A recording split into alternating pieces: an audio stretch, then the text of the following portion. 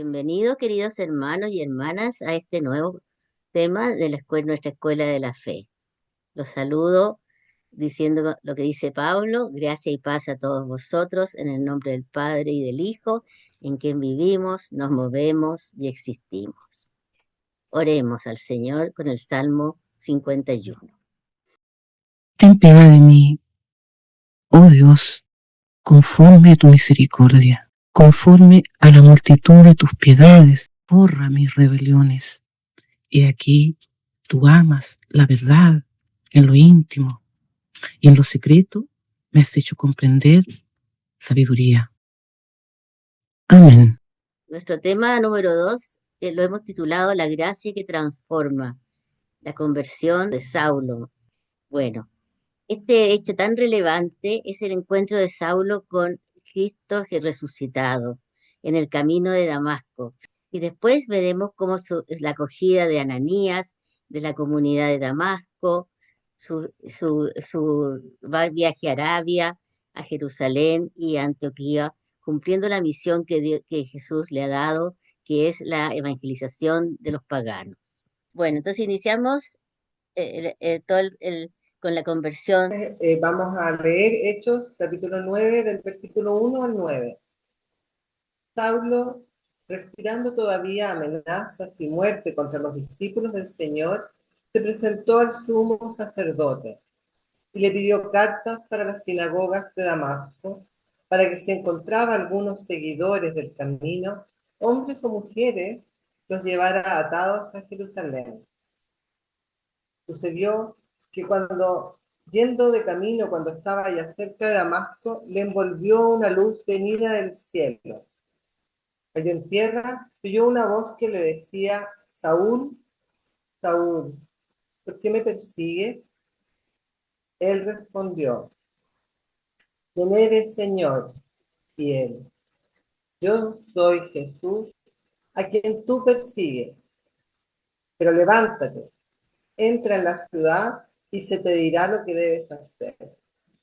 Los hombres que iban con él se habían detenido mudos de espanto, oían la voz, pero no veían a nadie. Saulo se levantó del suelo, y aunque ojos abiertos, no veía nada. Le llevaron de la mano y le hicieron entrar en Damasco, donde estuvo 3 días sin ver, sin comer y sin beber. Estas las reflexiones que me surgen son varias. Como ya lo dijo la hermana María Isabel, la frase del camino ha sido acuñada por muchas personas que la han hecho propia para mostrar un cambio y una transformación profunda personal. Y esto es lo impactante de este texto: el encuentro personal con Jesús. Utiliza imágenes que vimos ya en el Antiguo Testamento. Se abre el cielo, brilla una gran luz, hay una voz potente, los presentes caen derribados por tierra. ¿Sí? Esas son imágenes que ya habíamos visto. El otro elemento es que aquí hay un diálogo entre Dios y el hombre. Y este diálogo es un diálogo, además de fascinante, amoroso. Nosotros sabemos que él conocía la iglesia, que él tenía autoridad y respaldo para hacer lo que estaba haciendo de perseguidor. Además actuaba convencido, porque Pablo era así, tenía una fuerte convicción de que tenía la razón y además tenía el respaldo. Muchas veces se actúa así, en virtud de que uno cree que está sirviendo a Dios, pero no está sirviendo a Dios. Ahora, en este encuentro trinitario en que Jesús le sale al encuentro, como siempre lo hace él primero, él encuentra a Saulo, él sale al camino de él. Y Jesús lo llama por su nombre, no en el genérico, sino que le dice: Saulo, Saulo. Y ahí él se da cuenta de que es el Señor, pero un Señor al que él no conoce. Y ahora, donde estuvo el problema, estará la solución. en lo cotidiano, en esa misma comunidad que él persigue, a esa comunidad a la que él persigue, es por la cual Jesús se identifica con esta iglesia perseguida. Y ahí le hace ver que ese es el camino que él quiere. Entonces, esta transfiguración vemos que es gradual, que van a pasar 3 días, que va a empezar un nuevo hombre. Dios lo amó en su error y salió al encuentro, a este encuentro trinitario. ¿Qué hará Saulo con esta experiencia tan radical en la vida? Eso es lo que sigue a continuación con otras reflexiones. Gracias, Consuelo.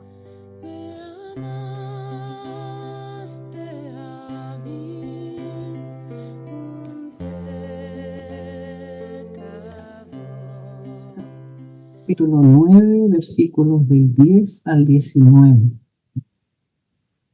Había en Damasco un discípulo llamado Ananías. El Señor le dijo en una visión: Ananías. Él respondió: aquí estoy, Señor. El Señor le dijo: levántate y vete a la calle llamada Recta y pregunta en casa de Judas por un tal Saulo de Tarso. Está orando y ha visto en visión a un hombre llamado Ananías, que entraba y le imponía las manos para devolverle la vida. Respondió Ananías: Señor, he oído a muchos hablar de ese hombre y de los muchos males que ha hecho a tus santos en Jerusalén, y está aquí con poderes de los sumos sacerdotes para prender a todos los que invocan tu nombre. El Señor le dijo: pues este es un instrumento elegido por mí para llevar mi nombre ante los gentiles, los reyes y los hijos de Israel. Yo le mostraré todo lo que tendrá que padecer por mi nombre. Fue Ananías, entró a la casa, le impuso las manos y le dijo: Saulo, hermano, el Señor Jesús se te apareció en el camino por donde venías. Me ha enviado para que recobres la vista y quedes lleno del Espíritu Santo. Al instante cayeron de sus ojos como unas escamas y recobró la vista. Se levantó y fue bautizado. Tomó alimentos y recobró las fuerzas. Bueno, este precioso texto es para mucha meditación. Comentaré algunos aspectos, los más relevantes, ¿no es cierto?, en razón del tiempo. Por ejemplo, vemos que Jesús no sanó él solo a Saulo, sino que lo hace en su iglesia, a través de Ananías y un discípulo sencillo, porque podríamos haber imaginado que fuera a través de Pedro, ¿cierto?, o de otros, pero fue a través de Ananías, un discípulo sencillo que pertenecía a la comunidad. La comunidad siempre es necesaria. El Señor llama a Ananías por su nombre. Le dice: Ananías. Y él respondió con la respuesta de los profetas, y bueno, y de tantos, ¿no es cierto? Aquí estoy, Señor. El Señor le dice que se levante y vaya a la casa de Judas y pregunte por un tal Saulo que está orando, y que ha visto en una visión a un hombre llamado Ananías, ¿no es cierto? A él, a Ananías, que entraba y le imponía las manos para devolverle la vista. Y Ananías le responde a Jesús: he oído mucho hablar de ese hombre y de los muchos males que ha hecho a tus santos en Jerusalén, y está aquí con poderes de los sumos sacerdotes para prender a todos los que invocan tu nombre, Señor. Ananías tenía miedo. Y Dios no le quita, no lo quita del camino, ¿no es cierto? Por esto ni de la misión, eh, sino que su miedo lo transforma en misión y lo envía en un acto comunitario, eclesial, en salvación para otros. De manera que Ananías en ese momento ya era el rostro de la iglesia, de una iglesia que perdona. Y el Señor le dijo, pues, este es un instrumento elegido por mí. Aquí observamos el misterio de la gracia, que irrumpe en la vida de Saulo y que deja muy de manifiesto, ¿no es cierto?, la iniciativa de Dios y su amor cuando cuando dice que Saulo es un instrumento elegido.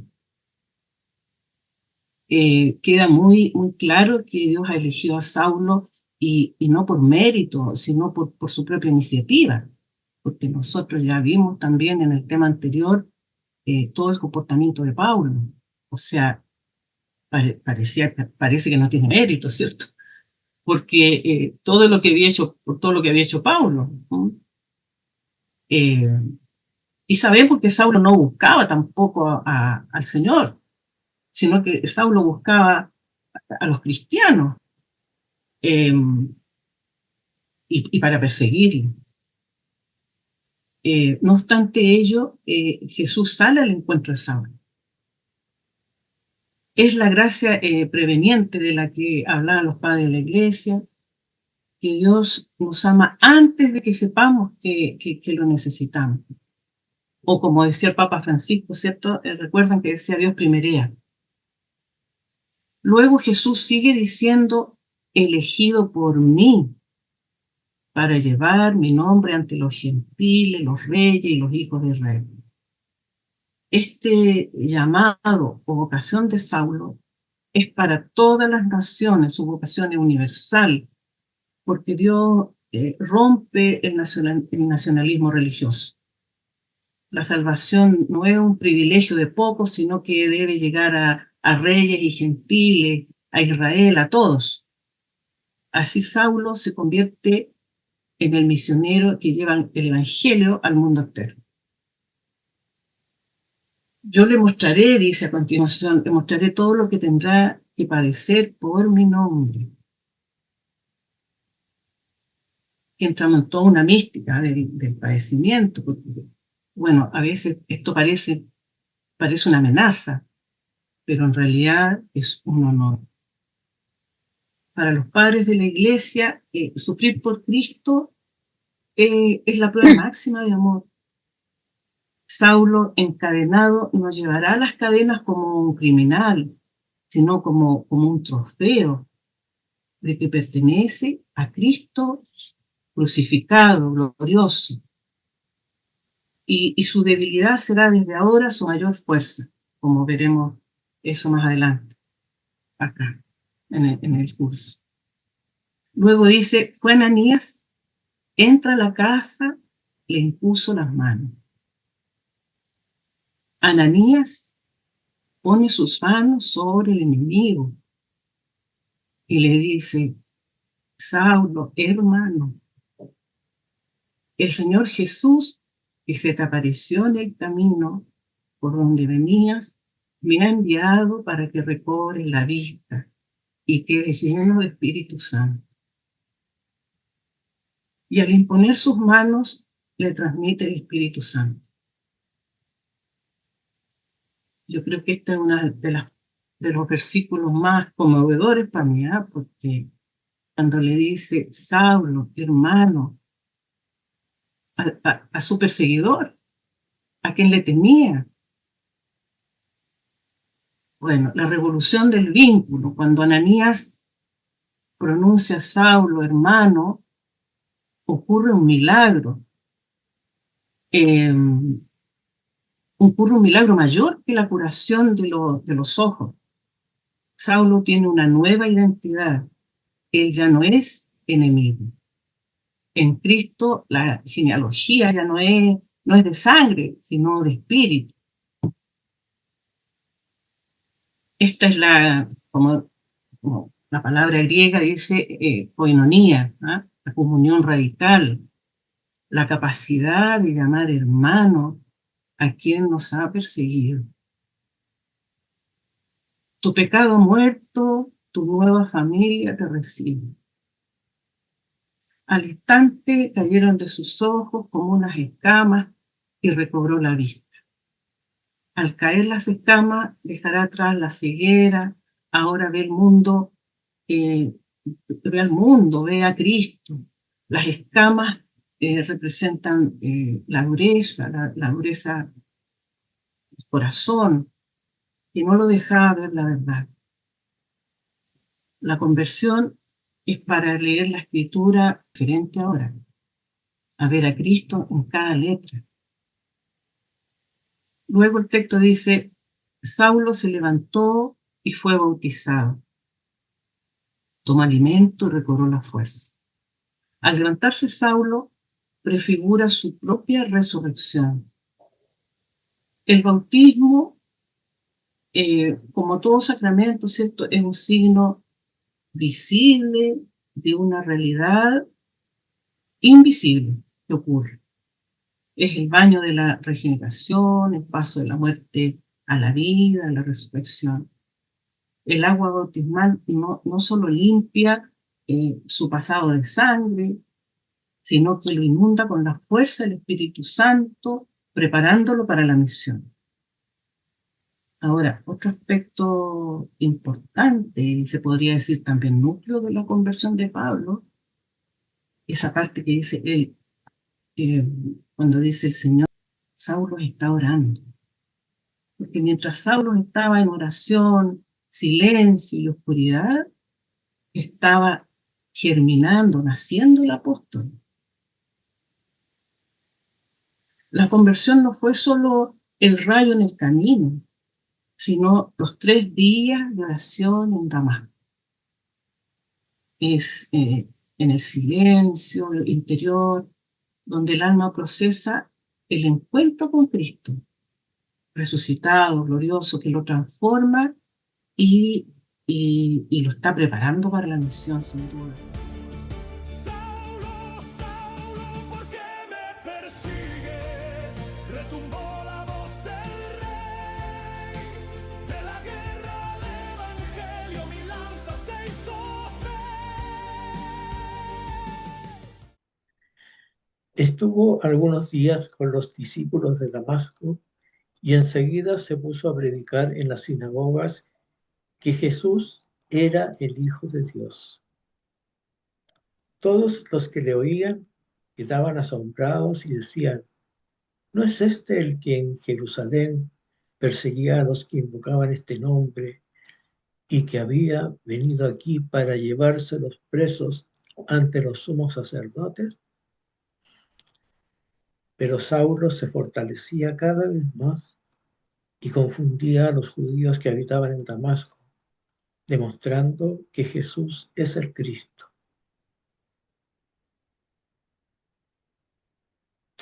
Al cabo de bastantes días, los judíos tomaron el acuerdo de matarle, pero Saulo tuvo conocimiento de su conjura. Incluso vigilaban las puertas día y noche con intención de matarle, pero sus discípulos le tomaron de noche y le descolgaron por el muro dentro de una espuerta, que es una cesta grande. Al llegar a Jerusalén, intentaba juntarse con los discípulos, pero todos le tenían miedo, no creyendo que fuese discípulo. Entonces Bernabé tomó consigo y llevó a los apóstoles y les contó cómo había visto al Señor en el camino, cómo le había hablado y cómo en Damasco había predicado valientemente en nombre de Jesús. Para complementar el texto anterior, podemos decir que Bernabé tenía por nombre José y fueron los apóstoles los que le llamaban Bernabé, que significa hijo de la exhortación.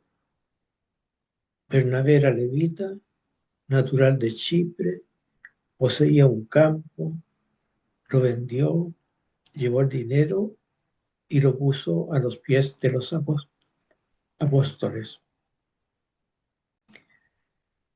Eh, Saulo es presentado en las sinagogas de Damasco, afirmando que Jesús es el Mesías.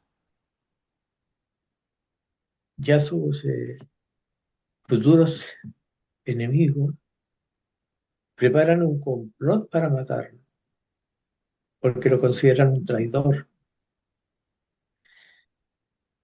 Pero Pablo se entera y huye a Damasco de noche, descolgado, muro abajo en esa cesta grande que comentábamos. Y en Jerusalén,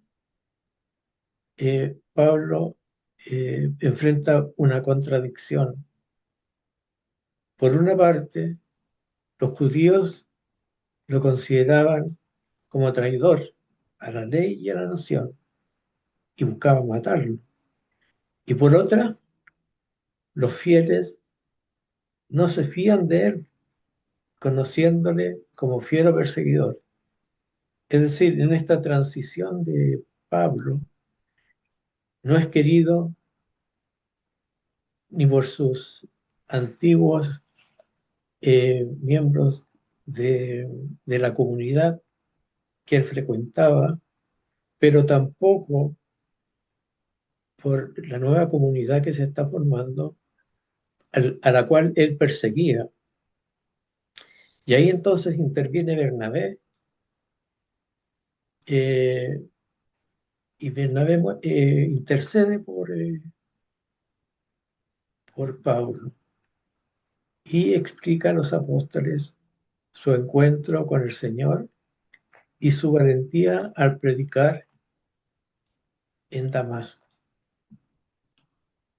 Es decir, Pablo vive todo un proceso desde su conversión hasta ser aceptado y creíble en su nueva comunidad. Gracias, Emilio. Puso en mi boca un canto nuevo, una alabanza a nuestro Dios. Puso en mi... Este capítulo nuevo es La Iglesia confirma la misión y vive en el Espíritu, de los Hechos 9, 28, 31. Estaba con ellos y se movía libremente en Jerusalén, predicando valientemente en el nombre del Señor. Hablaba y discutía también con los helenistas, pero estos intentaban matarle. Al enterarse, los hermanos lo llevaron a Cesarea y lo enviaron a Tarso. La iglesia gozaba de paz en toda Judea, Galilea y Samaria. Se edificaba y caminaba en el temor del Señor y estaba llena del consuelo del Espíritu Santo. Este texto nos remite a lo que estaba explicando Emilio anteriormente, cuando él visitó Jerusalén después de estar en Damasco. Después le explicaré un poco más de eso. Y los Gálatas 1:18 nos dicen, ni subí a Jerusalén donde los apóstoles anteriores a mí, sino que me fui a Arabia y de nuevo volví a Damasco. Luego, al cabo de 3 años, subí a Jerusalén para conocer a Cefas y permanecí con él unos 15 días. Bueno, él dice, anteriormente decía que sin consultarle con nadie, partió a Arabia. Uno se preguntaba a qué se refiere cuando habla de Arabia. Y investigando acerca de esto, me encontré con que Arabia se llamaba un territorio al sur de Damasco, unos 50 kilómetros, cuya capital era Petra, donde reinaba un rey que se llamaba Aretas IV, cuya hija había estado desposada con Herodes Antipas, pero como había sido repudiada, el, el- los judíos con los nabateos, que era la población de esta región, no se podían ver. y por muchos otros motivos. De todas maneras, ahí había una comunidad judía bastante grande y Pablo intentó evangelizar en esa zona, hasta que fue expulsado, 34 después de Cristo. Entonces molestaba tanto, porque un judío predicaba acerca de un Mesías judío lo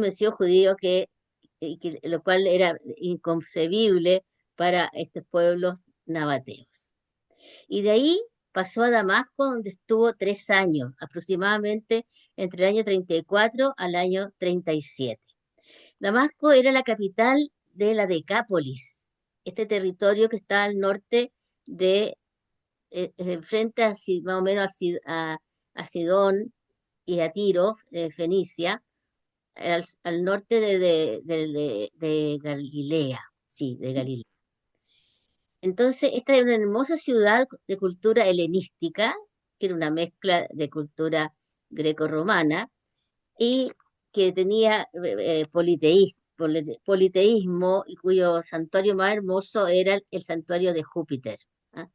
Pero también había una comunidad judía. Ahí Pablo se dedicó a profundizar en su fe, a predicarle a los paganos la presencia de Jesús, Hijo de Dios y Mesías anunciado. Pero el año 37 hubo un edicto del emperador Calígula que lo perjudicó a Pablo, y con eso entonces fue expulsado por los nabateos y huyó, y ahí partió a Jerusalén. Y eso es súper interesante porque estuvo solamente 15 días en Jerusalén en el otoño del año 37, y fue Bernabé, como veían ustedes, quien los llevó ante Cefas y ante Santiago, el hermano del Señor, o pariente del Señor, como mejor diríamos. Cefas, Pedro, ¿no es cierto?, con quien Pablo quería conversar profundamente. Él en sus escritos nos cuenta que tuvo unos 15 días de conversación personal, profunda, sobre todas las vivencias que Pedro tuvo en su relación con Jesús, las acciones, las actitudes, la vida que tuvo, y toda la amistad y toda la evangelización, cómo trabajaba Jesús, cómo predicaba el perdón, la misericordia, la cercanía con las personas, cómo las vivió. Junto a Pedro, a quien Jesús nombró piedra, roca donde se construye la iglesia. Había una problemática para Pablo muy fuerte, que era que en el Salmo 17 se decía que el Mesías sería como eterno, un hombre justo y eterno que no moriría. Entonces él se decía, ¿por qué Jesús murió? Y murió, además murió, no solamente murió, sino que murió en una cruz. Y esa pregunta yo creo que la conversó con Pedro, y, y realmente llegó a una conclusión muy impresionante. Cristo murió porque quiso, y lo quiso por nuestros pecados, por nuestra salvación. Y eso lo plantea en varias de sus epístolas, por ejemplo, la epístola a los Filipenses, que es tan maravillosa. Cristo, que era de condición divina, ¿no es cierto?, no despreció hacerse siervo, y fue humilde hasta la muerte, y muerte de cruz. Así que, y lo acentúa después en la epístola a los Colosenses. Él murió por nosotros, por nuestros pecados, por nuestra salvación. Entonces, estos 15 días que estuvo Pablo en Jerusalén fueron muy enriquecedores para su posterior predicación en medio de los gentiles, porque le dio la oportunidad de conversar no solamente con Pedro, a Cefas, sino también con Santiago, que eran dos apóstoles de Cristo que convivieron los 3 años de la predicación de Jesús. Heme aquí que vengo a hacer tu voluntad. Bernabé reconoce la gracia y busca a Pablo. De el libro de los Hechos, capítulo 11, del 22 al 30. La noticia de esto llegó a oídos de la iglesia de Jerusalén y enviaron a Bernabé a Antioquía. Cuando llegó y vio la gracia de Dios, se alegró y exhortaba a todos a permanecer fieles al Señor con corazón firme, porque era un hombre bueno, lleno del Espíritu Santo y de fe, y una considerable multitud se unió al Señor. Bernabé marchó entonces a Tarso en busca de Saulo, y cuando le encontró, le llevó a Antioquía. Durante todo un año estuvieron juntos en la iglesia e instruyeron a mucha gente. Fue en Antioquía donde por primera vez los discípulos recibieron el nombre de cristianos. Por aquellos días bajaron unos profetas de Jerusalén a Antioquía. Uno de ellos, llamado Ágabo, se levantó y dio a entender por el Espíritu que iba a haber una gran hambre en toda la tierra, lo que sucedió en tiempos de Claudio. Los discípulos decidieron enviar, cada uno, según sus posibilidades, una ayuda a los hermanos que habitaban en Judea, lo cual hicieron enviándola a los presbíteros por mano de Bernabé y de Saulo.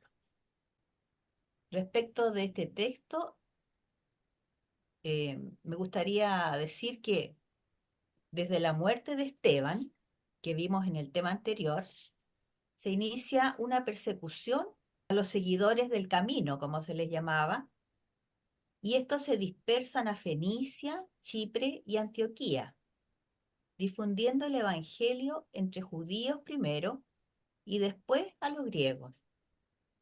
El versículo 21 del capítulo 11, un poquito anterior a esto que leímos, dice que el Señor estaba con ellos y un gran número de gentiles creyó y se convirtió al Señor.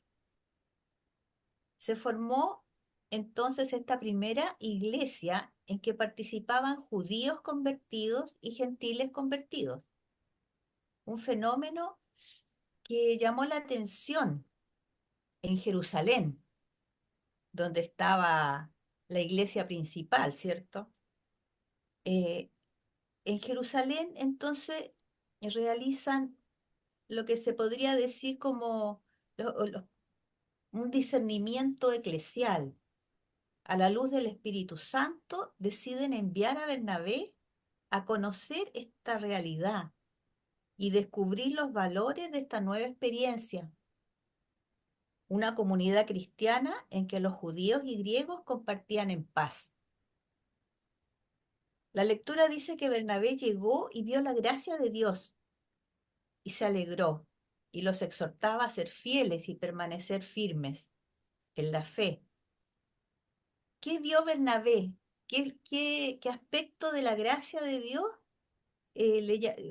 lo maravilló? Él vio la gracia de Dios como un movimiento transformador en la conversión de muchos ciudadanos de una ciudad en que se rendía culto a dioses como Apolo y Artemisa. Y esta transformación de vida los hace abandonar esta adoración falsa y experimentar una conversión genuina al Señor. La lectura dice también que Bernabé, que era un hombre lleno del Espíritu Santo, fue iluminado por él y reconoce en Pablo la persona indicada para apoyar esta labor misionera de la iglesia primitiva. Ujú. Seguramente pensó que Pablo tenía la capacidad de enseñar y evangelizar a un mayor número de gentiles y va a buscarlo a Tarso. Ujú. Se puede decir entonces que la gran misión se organiza desde Antioquía. Y en Antioquía los convertidos se llamaron a sí mismos cristianos, que son los seguidores bautizados de Jesús, el Cristo muerto y resucitado. También vemos en el texto que había en Antioquía unos profetas que eran hombres enriquecidos por el Espíritu Santo y que hablaban en nombre de Dios y ayudaban a la comunidad a discernir los nuevos caminos. Uno de los profetas, llamado Ágabo, anunció que iba a haber una gran hambruna en toda la tierra, dice, y los discípulos de Antioquía, demostrando unidad y solidaridad, organizaron una colecta para mandar ayuda a los hermanos de Judea, siguiendo el mandato de Jesús: ámense los unos a los otros como yo los he amado. Se muestran ya entonces las características de una iglesia universal, misionera y fraterna, y la mano del Señor en una bella y bendita colaboración entre Pablo y Bernabé, un trabajo evangelizador que propiciará la expansión de la fe cristiana en toda la cuenca del Mediterráneo oriental hasta Roma. Estuvieron predicando y evangelizando y les voy a leer el fragmento de Gálatas, capítulo 2, versículo 1, que dice: Pablo dice, luego al cabo de 14 años, subí otra vez a Jerusalén con Bernabé, llevando también conmigo a Tito. Sí, esto quería destacar, cómo la misión crece cuando hay personas que reconocen la gracia en otros y generan comunión. Sed amigos los testigos de mi resurrección y llevando mi presencia con vosotros estoy. Después de haber entonces leído y comentado estos textos tan maravillosos de los Hechos de los Apóstoles y de algunas de las epístolas de Pablo, veamos qué sorpresa nos tiene Consuelo. Yo me quedo con la frase de Mónica que dice que es reconocer la gracia en otros. ¿Mm? Desde ahí quiero partir, porque esta sección es para personas que nos muestran con sus obras y con palabras cómo es Dios. Y en este caso, la mujer que vamos a ver hoy día es un amor que se vive en lo cotidiano, una mujer que tuvo un deslumbramiento también. La vida es Cristo. A ver, pensemos un momento. Entre el trabajo, los atascos, las 1000 preocupaciones, ¿verdad que la vida muchas veces parece de todo menos sagrada? Pero, ¿y si el lugar para el encuentro más profundo estuviera justo ahí, en mitad de todo ese lío? Hoy vamos a conocer el viaje de una mujer increíble que encontró a Dios no huyendo del mundo, sino al revés, zambulléndose de cabeza en él. Para entender la bomba que fue su descubrimiento, tenemos que irnos al principio de todo, a su punto de partida. Y es que, de joven, Madeleine Delbrel era una atea, pero una atea de las de verdad, de las que se lo toman súper en serio. Ojo, que no era una atea de esas que pasan de todo, que va. Su ateísmo era una conclusión, pues casi matemática, ¿sabes? Una conclusión lógica y hasta dolorosa a la que llegaba simplemente mirando el mundo. Para ella era muy simple, un mundo sin Dios es un mundo vacío, sin un porqué final. Y era súper cruda en su forma de pensar, lo veía clarísimo. A ver, si Dios no existe, ¿qué es la vida? Pues nada, un chispazo y luego la oscuridad total. Y el amor, por muy fuerte que sea, al final se acaba, se disuelve. ¿Y la muerte? Pues la muerte es el punto y final, lo borra todo. Es una visión que te deja helado, sin ningún consuelo, pero hay que reconocerlo de una honestidad que te desarma. De hecho, llegó a tener un lema que lo resume todo. Dios es mort, vive la mort. O sea, Dios ha muerto, viva la muerte. Y esto no era para hacérsela interesante, ¿eh? Era la consecuencia lógica de todo lo que pensaba. Si la vida no va a ningún sitio, si no tiene un sentido más allá, pues entonces la muerte es la única verdad absoluta que nos queda. Da vértigo solo pensarlo, ¿verdad? Pero, Y aquí viene el giro de guión. Cuando parecía que ya estaba todo dicho, que el absurdo era la única respuesta, de repente algo irrumpe en su vida. Y no fue una idea nueva, ni un libro que leyó, ni un razonamiento. Fue un encuentro. Así, de golpe, en medio de toda esa oscuridad, de ese vacío, la luz. Ella misma lo describe como algo casi violento, ¿sabes? Como una certeza que se le impone, que no puede ignorar. La clave aquí es que no fue ella la que encontró a Dios después de mucho buscar. Fue al revés. Fue Dios quien la encontró a ella.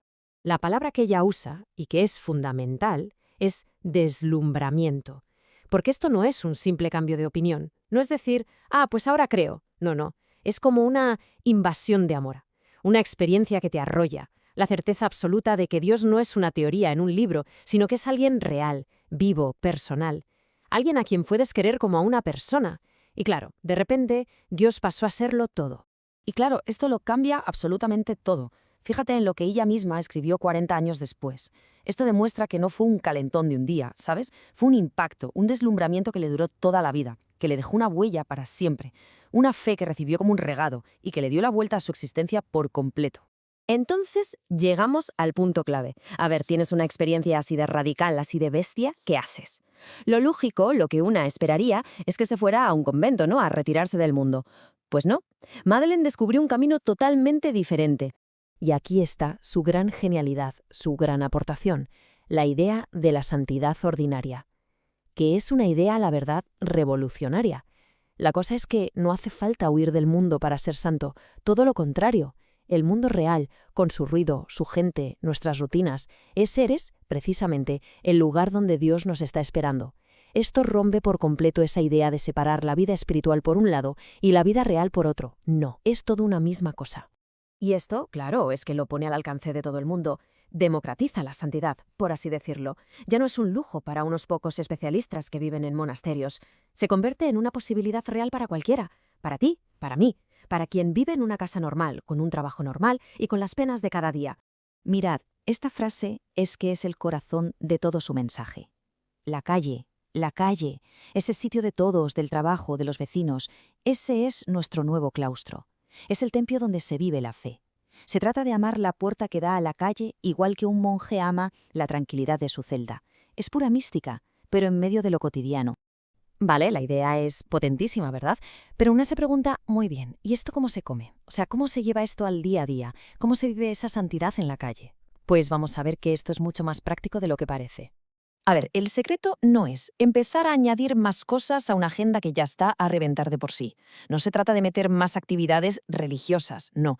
El truco está en transformar lo que ya hacemos, en hacerlo de siempre, lo de cada día, pero de otra manera, con una intención nueva, con un amor diferente.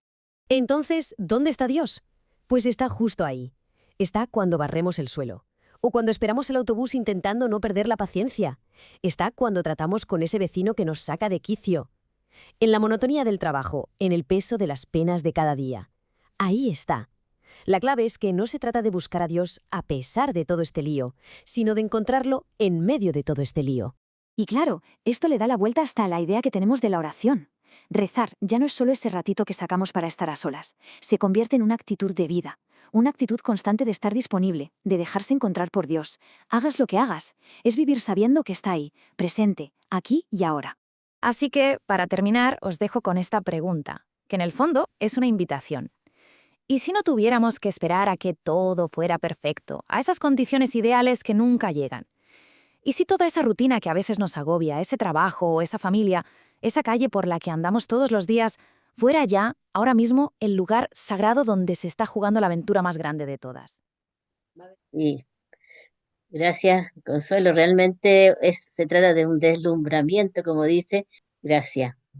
Vamos a despedir con la oración final, tomada también una selección del Salmo 51. Señor, crea en mí un corazón limpio y renueva un espíritu recto dentro de mí. Vuélveme el gozo de tu salvación. Señor, abre mis labios y publicará en mi boca tu alabanza. Amén.